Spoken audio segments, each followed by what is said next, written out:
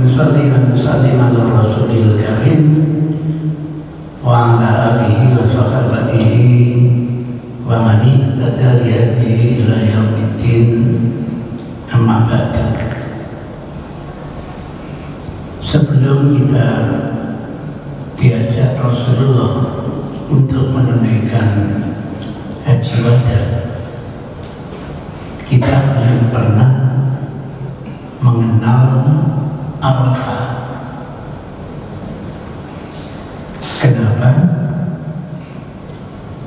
Karena ibadah haji itu disyariatkan oleh Allah pertama kali kepada Nabi Ibrahim, dan syariat itu terus berkelanjutan kepada nabi-nabi setelah Nabi Ibrahim sampai Nabi Isa alaihi salam.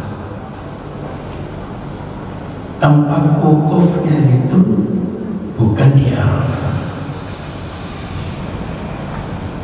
Tempat wukufnya itu di Majma', tempat berhimpunnya umat ketika menunaikan ibadah haji. Lazim dinamakan Masy'aril Haram, yang kemudian lebih dikenal dengan Musdalifah. Jadi wukufnya di situ. Sehingga ketika kita haji wada bersama Rasul, di luar dugaan tiba-tiba seluruh penduduk Mekah menjadi mu'alaf, memeluk ajaran Islam. Gara-gara tokohnya Abu Sufyan memeluk ajaran Islam. Diabadikan di dalam Al-Quran, idza jaa nasrullahi wal fath fara'aitan nasa yadkhuluna fi dinillahi afwaja. Penduduk Makkah pada waktu itu bukan hanya memeluk Islam, tapi juga langsung ingin hajian bersama Rasul.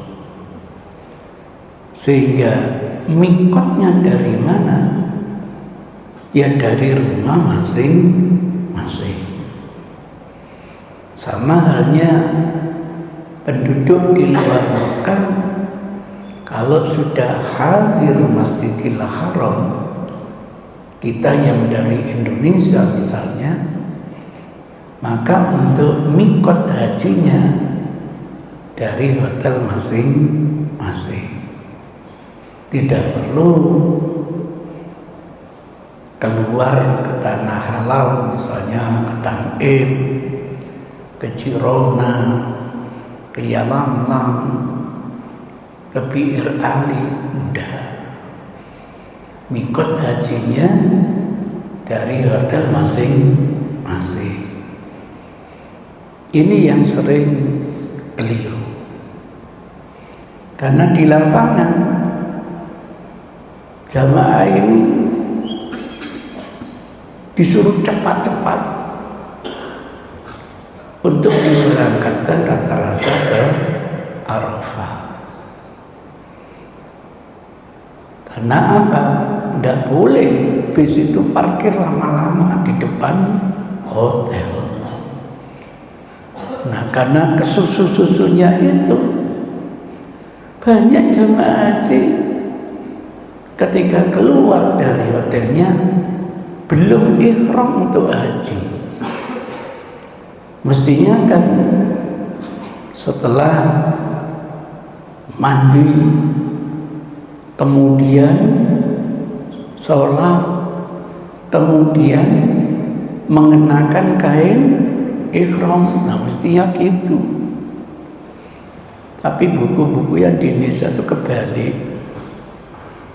Pakaian ihram dulu baru sholat. Kesannya ada sholat sunnah ihram, padahal tuntunannya sholat apapun baru mengenakan kain ihram.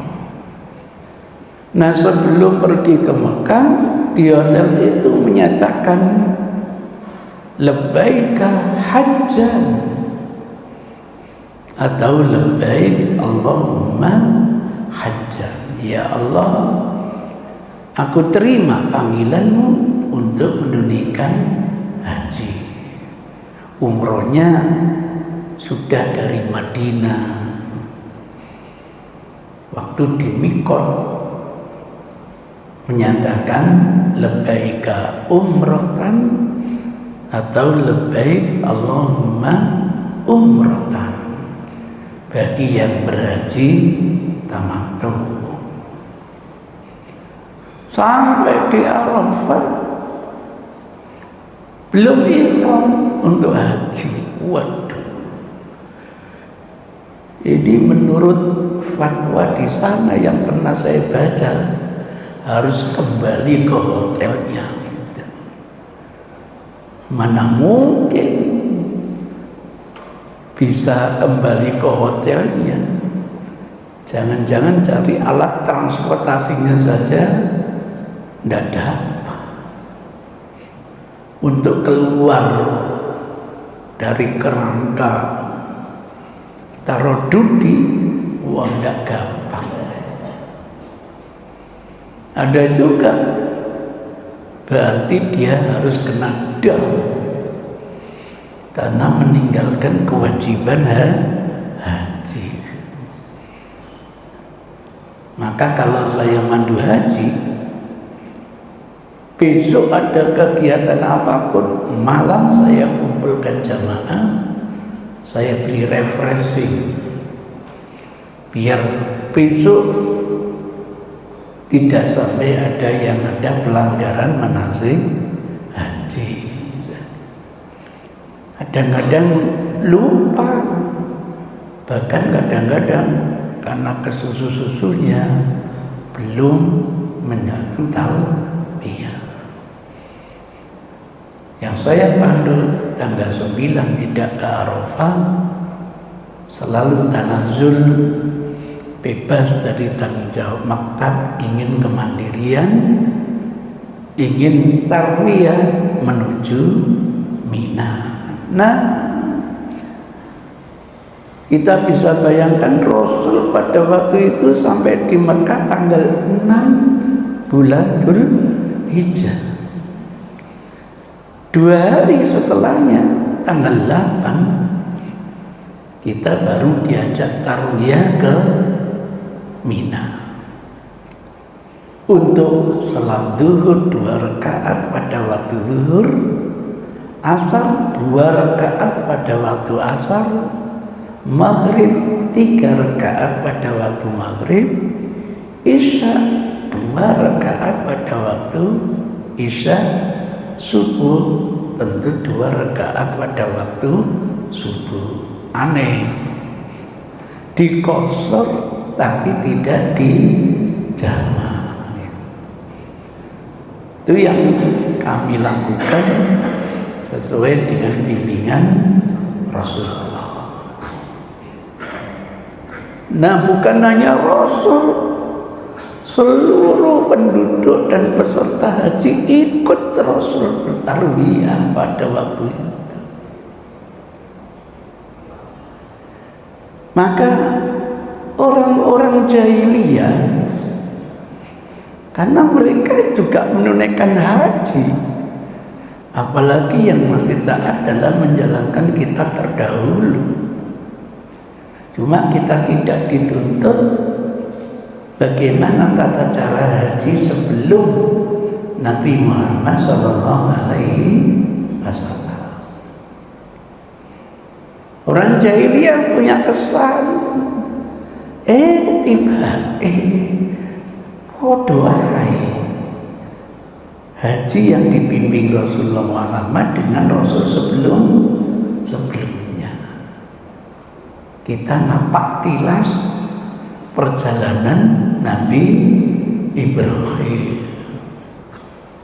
Tapi di tangan Yahudi orientalis komentarnya tidak enak. Lihat syariatnya Muhammad itu jiplak syariat Rasul sebelumnya. Subhanallah, kasar sekali.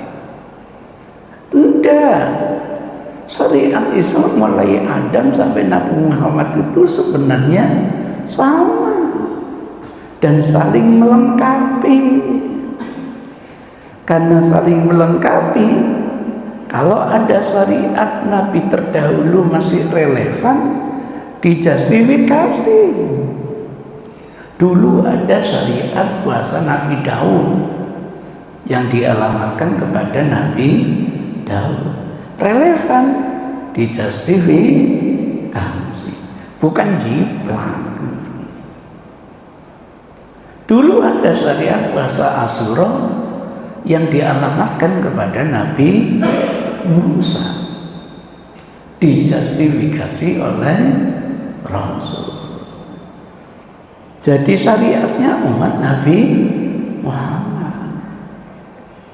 Dulu ada syariat boleh kawin sesama saudara, didelit oleh Rasulullah. Jadi penyempurnaan itu begitu. Yang relevan jalan terus, yang tidak relevan didelit, yang kurang disempurnakan, ditambahi oleh Rasul. Jadi tidak salah teman-teman jahiliyah itu punya kesan. Ternyata kita apabila sejak perjalanan Nabi Ibrahim, terbukti hari berikutnya tanggal 9 kita diajak oleh Rasulullah ke Masy'aril Haram. Loh gitu. Tapi kenyataannya Rasul kok tidak berhenti di Masy'aril Haram, memang menuju ke tanah Masy'aril Haram. Namun Rasul melanjutkan perjalanan menuju Arafah. Kan untuk ke Arafah melewati Muzdalifah atau melewati Masy'aril Haram. Nah, ini penyempurna manasik haji. Kalau dulu itu wukufnya di Masy'aril Haram, pada waktu Nabi Muhammad disempurnakan sampai ke Arafah. Baru kita mengenal Arafah. Padahal menikmati hari raya Idul Adha itu sama dengan menikmati hari raya Idul Fitri sejak tahun 2 Hijrah. Sebelum kita mendapatkan syariat ibadah haji, kita bersama Rasul sudah menikmati 2 hari raya. Hari raya Fitri dan hari raya Adha, dikenal dengan Aidaini, 2 hari raya.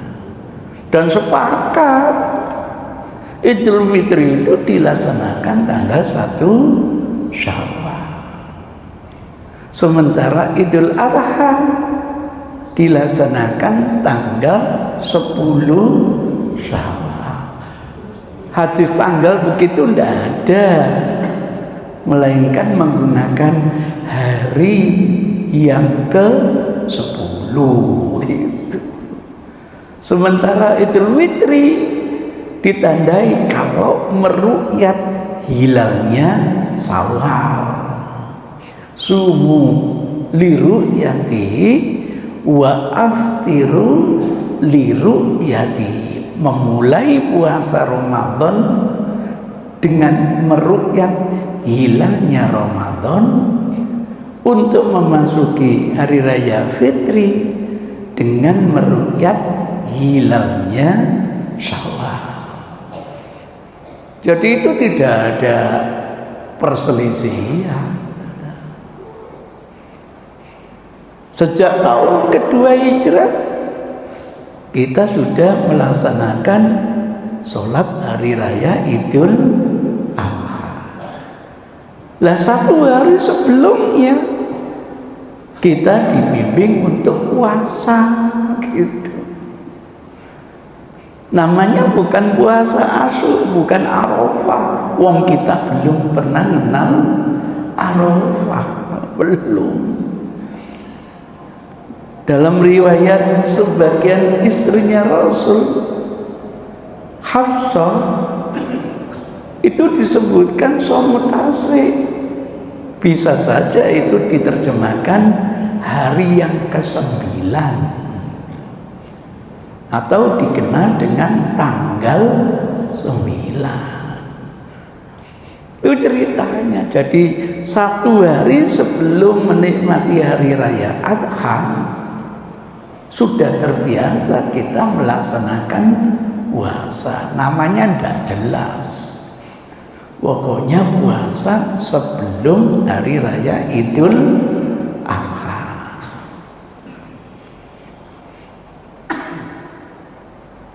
Maka ketika kita diajak haji bersama Rasul, kita diajak wukuf di Arafah. Para sahabat itu ada 2 kelompok merespon Rasul itu. Rasul itu puasa enggak ya? Atau tidak puasa?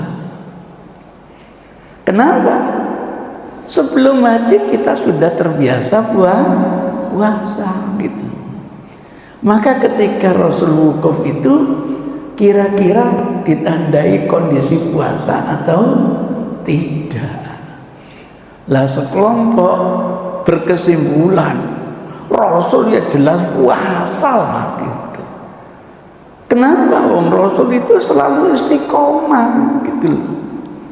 Kalau menjalani ketaatan selalu istiqomah, apalagi di hari yang sangat mulia. Kelompok yang kedua delok semringai Rasul kaya gak poso gitu. Ini namanya hadis fi'li. Kita tidak pernah meragukan kredibilitas sahabat, amanat sahabat untuk menyampaikan apa adanya. Tapi merespon perilaku orang, termasuk perilaku Rasul, bisa benar, bisa salah gitu. Kalau ternyata Rasul berpuasa, yang merespon tidak puasa berarti keliru.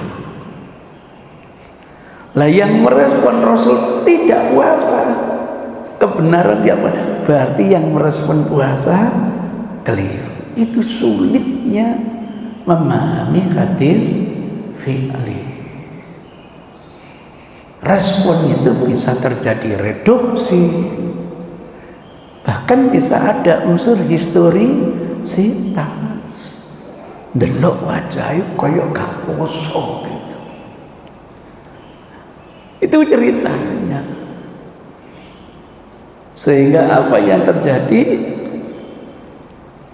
salah seorang istrinya Rasul ini menyuruh Ummu Fadl, saya coba kita testimoni ya, gitu. Tolong buatkan susu ya, kemudian hidangkan kepada Rasul ketika sedang wukuf di atas untanya itu. Jadi selama Rasul manasik haji selalu di atas unta. Maka jangan menggunakan teori sekecil apapun dekat Rasul, nanti sampai wukuf di atas unta. Melempar jumroh naik helikopter nggak bisa.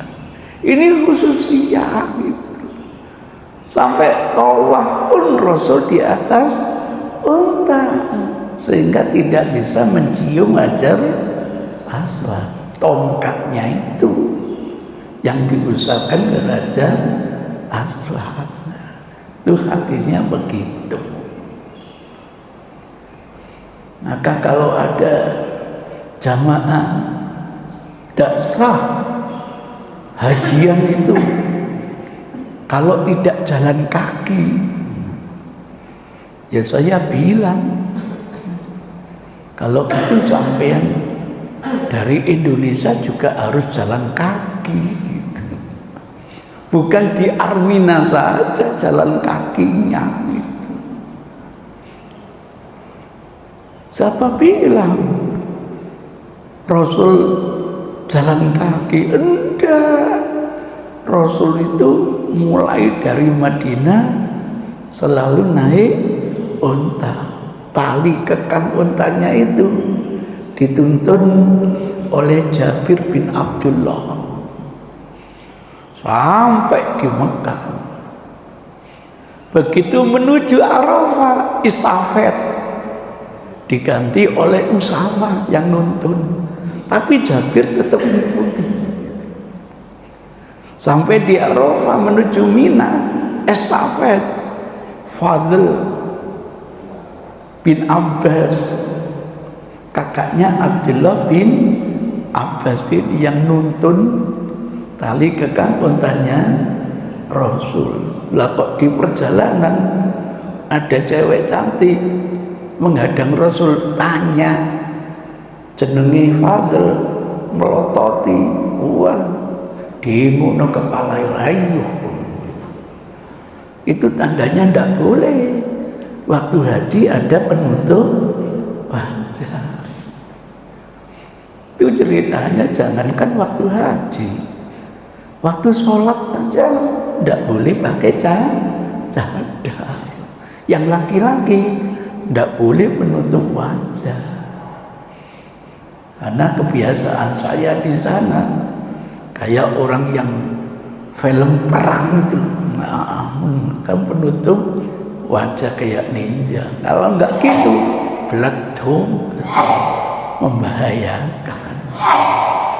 Lewat padang pasir biasa kita menggunakan penutup apa? Wajah. Itu ceritanya. Masya Allah. Setelah minuman itu disodorkan kepada Rasul, diminum oleh Rasul. Kalau gitu hasil testimoni ini menunjukkan Rasul puasa atau tidak? Tidak. Itu baru tahu kita. Karena kebiasaannya itu tanggal 9 puasa, tanggal 10 hari raya.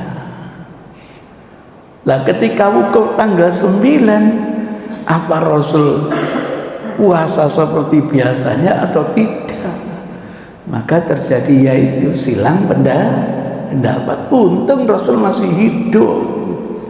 Nah coba kalau Rasul sudah wafat, terus kira-kira pendapat salaf mana yang benar? Itu ceritanya. Nggak gampang memahami perilaku seseorang, termasuk perilaku Rasulullah Sallallahu Alaihi Wasallam. Itu gambarannya. Maka di antara kita ada yang punya unek-unek.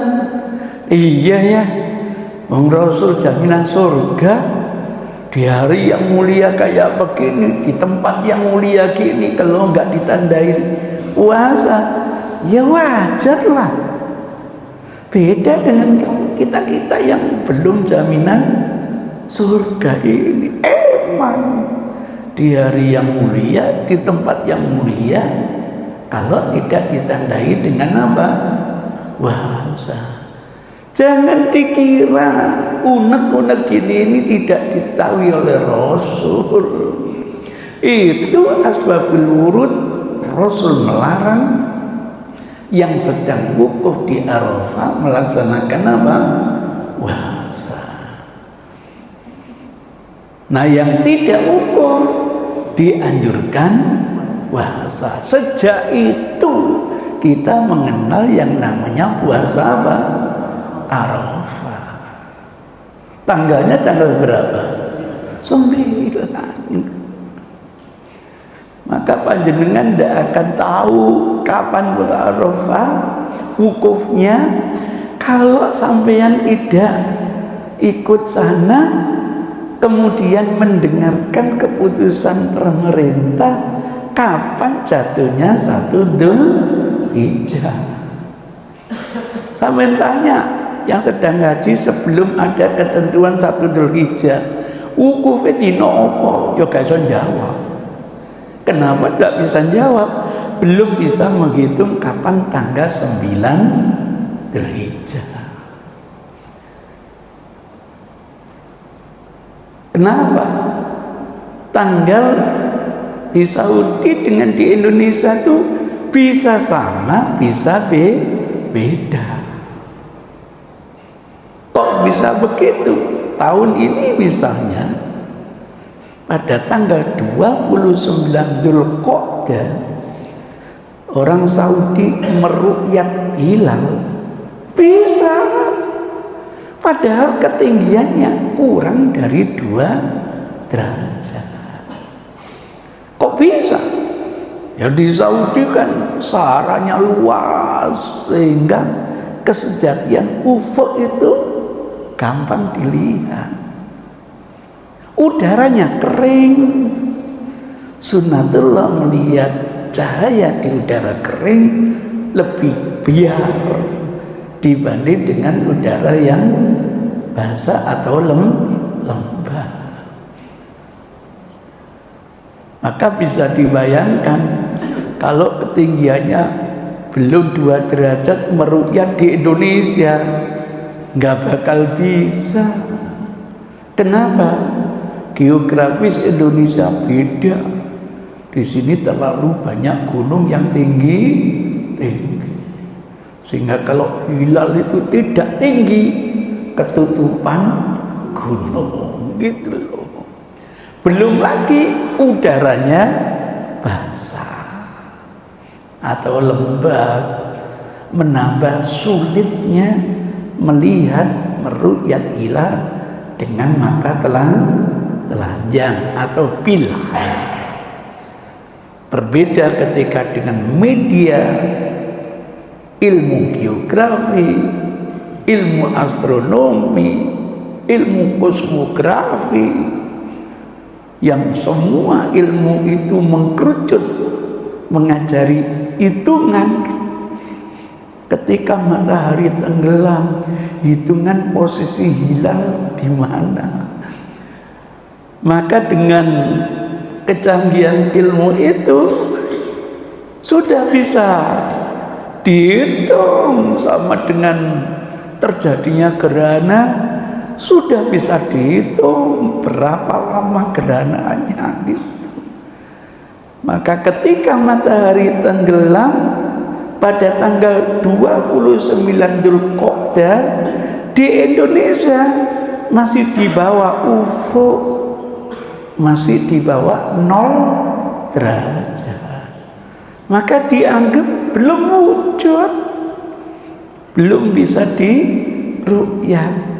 Sehingga Indonesia bulan Dzulqa'dahnya istiqmal 30 hari. Lah Saudi karena berhasil meru'yat, maka Dzulqa'dahnya usianya hanya 29 hari. Maka otomatis Saudi mendahului Indonesia. Makin ke barat makin gampang meru'yat hilal. Garis besarnya mudah-mudahnya itu setiap 1 jam beda setengah derajat. Nah kita dengan Saudi 4 jam kira-kira beda 2 derajat. Kalau di Saudi 2 derajat, Indonesia 0 derajat. Orang barat lebih dulu daripada yang timur. Zaman sahabat juga begitu. Penduduk negeri Syam mendahului hari raya daripada penduduk Hijaz. Kenapa? Negeri Syam kan lebih barat daripada penduduk Hijaz. Sejak zaman sahabat begitu. Makanya dikenal dengan ru'yat matlak lokal gitu. Ru'yat matlak apa? Lokal. Kita dulu tidak pernah mengenal matlak internasional. Baru-baru saja diperkenalkan teman-teman HTI bagaimana menggunakan matlak internasional. Pokoknya Saudi poso, sedunia ikut puasa. Saudi hari raya, sedunia ikut hari raya. Karena hari itu sama di mana-mana. Itu namanya matlak internasional. Ketika saya diajak diskusi, kalau gitu kita nggak usah meruqyah. Kenapa Ustaz? Cukup diwakili Saudi gitu loh. Pokoknya Saudi meruqyah kita ikut. Saudi tidak meriat kita ikut, gitu aja gitu. Iya gitu. Dan ingat dulu ya, termasuk meruqyah fajar. Kalau di Saudi meruqyah fajar itu jam 5 waktu Saudi. Nah kita nanti karena ikut ruqyatnya Saudi, sholat subuh jam 9 gitu. Atau jam 8:30. Berlaku untuk seluruh dunia. Ngono ya. Ya gak lho cari ini. Pokoknya kabeh-kabeh melok Saudi. Memangnya kalau hilang ke Saudi matahari enggak? Itu ceritanya begitu. Ada yang ngotot beda Ustaz. Meruqyah hilal dengan matahari. Ya kan beda. Metodologinya sama gitu. Itu ceritanya. Maka sejak itu kita baru mengenal yang namanya puasa Arafah. Di hadis dikenal puasa hari Arafah. Gitu. Gara-gara ada istilah hari puasa, maka ada punya pemikiran nih untuk puasa Arafah hari gitu loh, bukan tanggal. Lah hari itu di dunia sama. Muncul kenapa hari? Makosidnya menghormati teman-teman yang sedang wukuf. Itu alasannya.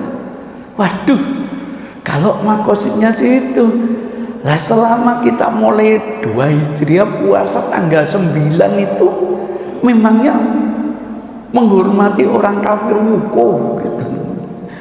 Orang-orang tempo dulu wukuf. Karena orang-orang jahiliyah itu ikut haji, Pak. Cuma sudah direkayasa. Bayangkan tawafnya aja harus dengan telanjang, Pak. Itu. Sehingga wanita itu kalau tawaf satu tangannya untuk menutupi kemaluannya, Pak, gitu.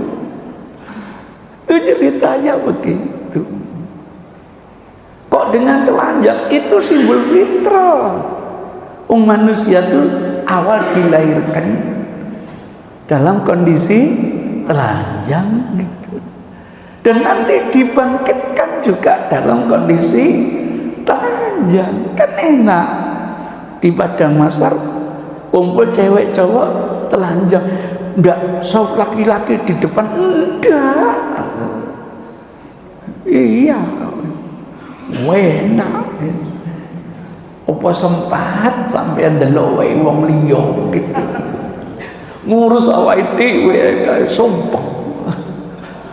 Saya jadi teringat itu Masih saudara kami kejadian tsunami di Aceh itu tidak bawa apa-apa kecuali kancutan tok bea janda gitu. Yang penting menyelamatkan anaknya. Tidak tahu itu tumbukan emasnya kemana, 2 mobilnya kemana, itu skentir kabeh. Mari kita sering keduk-keduk di sana, siapa tahu dapat batangan emas. Ya kalau nggak tertimbun, ya katut lengser ke laut mungkin. Allahu a'lam. Ya Allah, harta yang selama kerja di sana dirupakan yang namanya gedung bertingkat, mobil, emas, tidak terbawa sama sekali kecuali hanya kancutan dengan membawa 2 anaknya. Bangun tidur langsung berangkat. Tidak mikir nanti hartanya kayak apa gitu. Tuh gambarannya. Maka kalau ingin sampai kembali fitrah, sekarang tolong telanjang gitu. Itu ceritanya. Di Masjidil Haram pun yang namanya wukuf sampai tanggal 10 itu sampai matahari terbit. Tapi Rasul enggak, sebelum terbit ayo kita meninggalkan Masjidil Haram. Itu kita bedakan tradisi kita dengan jahiliyah. Itu kasusnya misalnya, mohon maaf, kok di Saudi itu mungkin terjadi musibah atau COVID jilid berapa sehingga membuat pemerintah Saudi itu tidak bisa melaksanakan hajian. Entah karena unsur apa. Kira-kira syariat puasa Arafah masih jalan enggak? Jalan gitu. Dan hari raya Idul Adha masih jalan enggak? Jalan. Jadi tidak ada kaitan dengan menghormati yang sedang puasa. Itu kan kira-kira nalar gitu. Bukan hadis kok. Kira-kira hikmahnya itu untuk menghormati teman yang sedang puasa. Boleh-boleh saja hasil pemikiran seperti itu. Tapi nanti akan tertolak ketika Saudi tidak mengadakan hajian.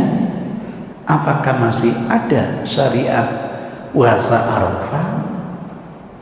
Apakah masih ada syariat puasa hari raya Idul Adha? Ya tetap ada.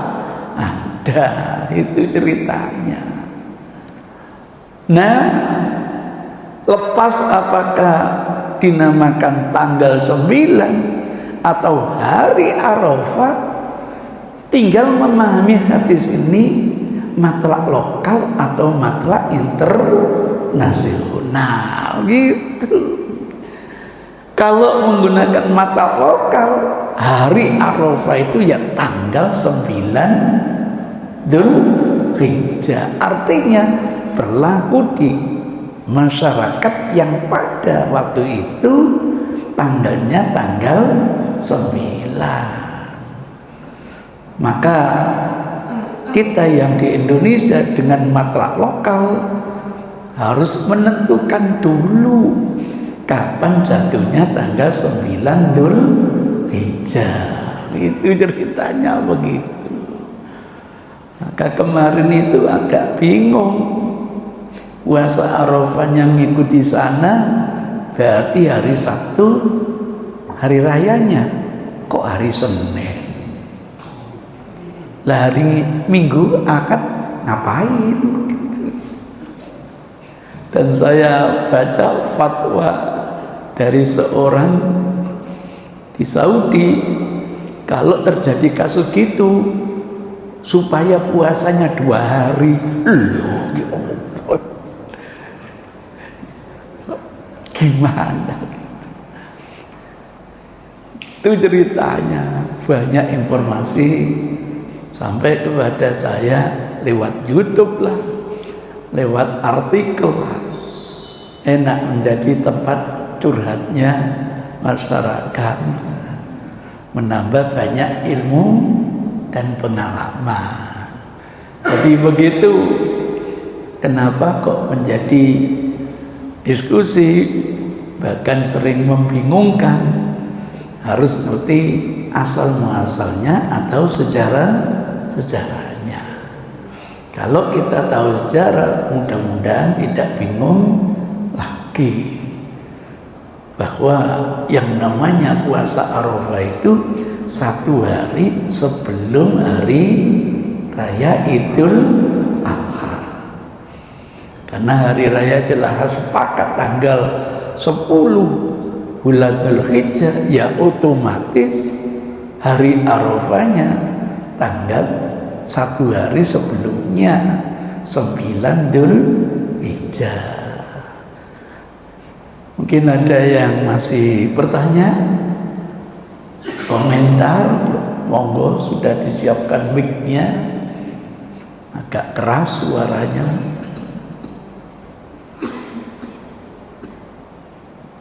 Monggo, silakan yang ingin tanya.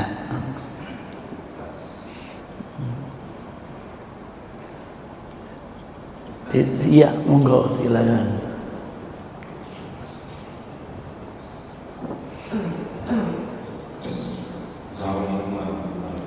Waalaikumsalam warahmatullahi wabarakatuh. Di beberapa hadis yang tidak hafal, tapi beberapa yang dituliskan itu kan menyebutkan bahwa Yaum Arafah. Iya. Nah, tadi saya menyebutkan sebelum Hadis. haji itu tidak dikenal puasa Arafah. Iya. Peristiwa itu sudah dilakukan oleh Nabi dan para sahabat itu sejak di Makkah atau sejak di Madinah. Loh, setelah itu kan banyak hadis. Kata Rasul, apa itu fadilah puasa Arafah? Saya mengira bisa menghapus dosa 1 tahun dan dosa 1 tahun sebelumnya. Kan gitu. Bermunculan nama-nama Arafah. Hadis-hadis yang dikatakan menyebutkan puasa Arafah itu puasa sudah haji wada atau sebelum haji wada. Panjenengan pernah baca sebelum haji wada?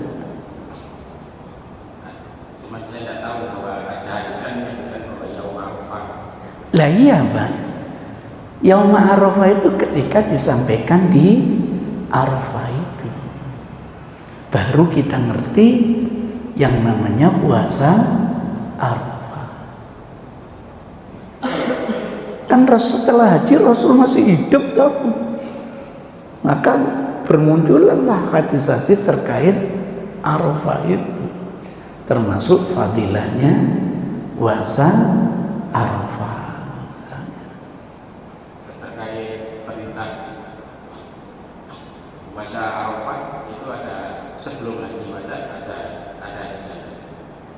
Sebagian istri Rasul, insya Allah Hafsah, itu mengistilahkan bukan Arafah, Pak, puasa hari yang ke-9.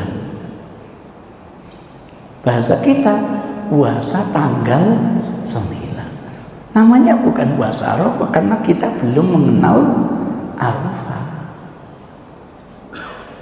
Sehingga sudah kebiasaan besok hari raya Idul Adha 1 hari sebelumnya melaksanakan puasa. Itu ada sinyal, sehingga ketika haji kan kita ragu Rasul masih istiqomah puasa tanggal 9 atau tidak, kan itu. Yang tadi saya terangkan ada 2 kubu. Sebagian ngotot Rasul istiqomah pasti berpuasa. Yang satu enggak, kayaknya Rasul enggak puasa, kan gitu.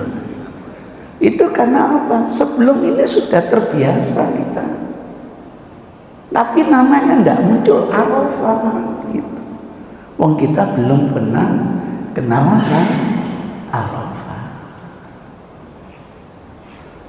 Ada informasi tadi Saya kira namanya puasa Yaum Arafah ya sama dengan puasa hari raya Idul Fitri, kan gitu. Artinya kalau dinamakan hari mesti seluruh sama. Kan hari namanya kan puasa hari raya Idul Fitri, puasa hari Arafah, kan gitu Pak ya. Apakah kalau dinamakan hari otomatis semuanya sama, kan gitu? Hari raya Idul Adha, kan gitu Pak, pakai hari itu. Apakah dengan menggunakan hari itu otomatis Saudi hari raya, kita juga hari raya? Nah, di situ maka fungsi sumulu liru'yati itu bukan untuk orang Saudi saja, berlaku secara universal. Sehingga nanti ada wilayatul hukmi, wilayah Indonesia, mulai Sabang sampai Merauke. Saya baca perhitungan ulama hisab pada tanggal 29 Dzulqa'dah di Papua. Kalau kita di Papua meru'yat hilal tidak akan bisa melihat, karena apa? Ketinggiannya minus sekian derajat. Kalau kita melihat di Jogja tidak akan bisa melihat karena ketinggiannya minus sekian derajat, walaupun sisa 0,0 sekian. Kalau kita melihat di Aceh itu ketinggiannya minus sekian derajat, walaupun bedanya 0,0 sekian, detailnya gitu. Kesimpulannya, untuk wilayah Indonesia, baik wilayah barat, tengah, dan timur, pada waktu tanggal 29 Dzulhijjah, posisi hilal masih di bawah apa? Ufuk. Sehingga yang namanya pakar hisab menentukan istiqmal sebanyak 30 hari untuk bulan Dzulqa'dah gitu. Tuh kira-kira. Ada lagi mungkin komentar, pertanyaan yang lain? Tidak ada? Kalau gitu saya akhiri. Billahi hidayah wa taufiq. Assalamualaikum warahmatullahi wabarakatuh.